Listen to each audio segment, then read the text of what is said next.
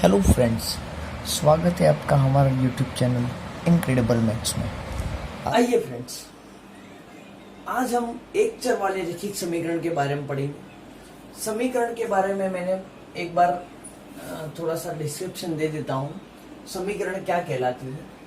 यदि किसी भी पद में एक चर और एक अचर सम्मिलित होता है और इसके बराबर में कोई भी संख्या लिखी हुई होती है तो ये समीकरण कहलाता है।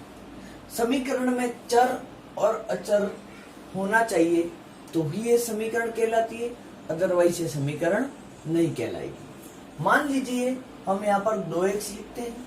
2x में चर है, अचर नहीं है, परंतु बराबर में कुछ भी नहीं लिखा हुआ है, मतलब ये समीकरण नहीं है।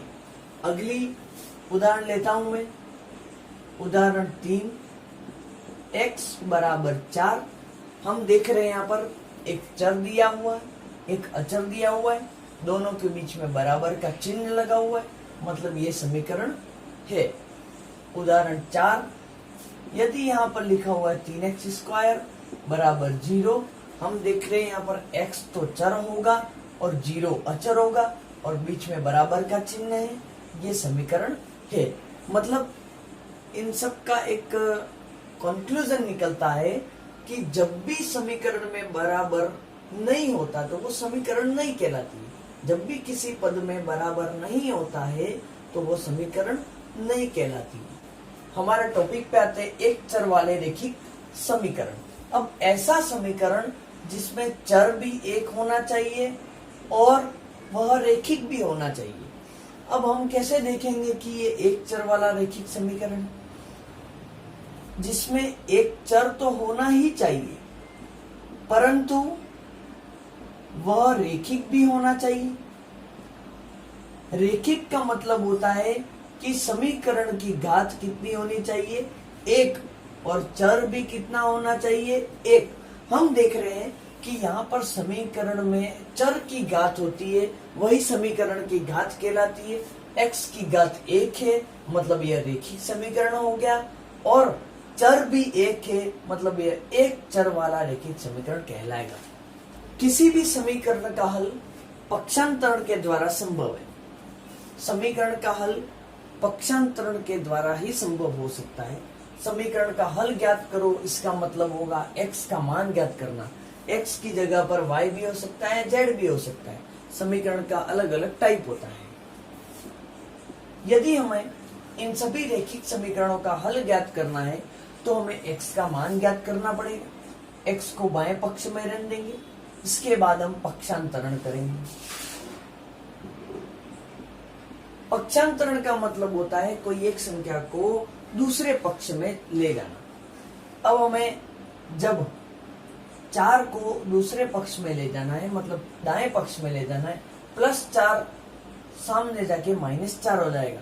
इसका मतलब ये है कि कोई भी संख्या अगर प्लस में होती है तो दाएं पक्ष में जाके माइनस में हो जाएगी। कोई संख्या माइनस में होती है, दाएं पक्ष में जाके प्लस में हो जाएगी। कोई संख्या गुणित में होती है, दाएं पक्ष में जाके भागित में हो जाएगी। कोई संख्या भागित में होती है तो दाएं पक्ष में जाके गुणित में हो जाएगी। हम देख रहे हैं यहाँ पर ये +4 था, वो प्लस में था तो सामने जाके माइनस में हो गया। 0 में से 4 को माइनस किया तो -4 प्राप्त हो गया। आगे हम अगली समीकरण पे आते हैं। हम देख रहे हैं समीकरण का हल ज्ञात करना है। x को अपने स्थान पर रख देंगे बाएं पक्ष में, बराबर का बराबर लिख दिया, 5 का 5 लिख दिया।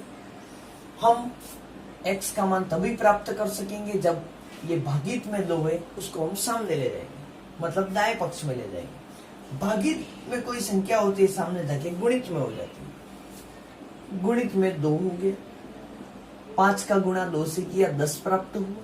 समीकरण का हल x बराबर 10 मिल गया। तीसरे उदाहरण पे आते हैं।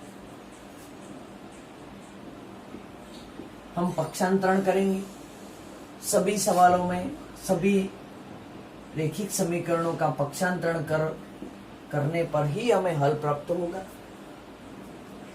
हमने यहाँ पर लिखा 2x का 2x बराबर का बराबर 10 का 10। सबसे पहले हम एक एक करके संख्या को दाएं पक्ष में ले जाएंगे। -4 था, माइनस की कोई संख्या होती है सामने जाके प्लस की हो जाती है, +4 हो गया। हम देख रहे हैं 10 + 4, 10 में 4 जोड़ा 14 प्राप्त हुआ।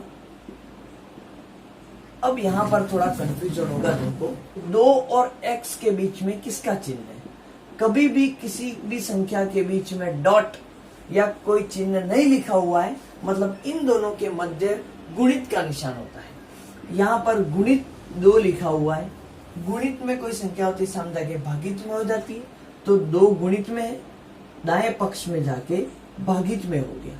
14/2 हमें 7 प्राप्त होगा। हमें समीकरण का हल प्राप्त हो गया है 7। Thank you.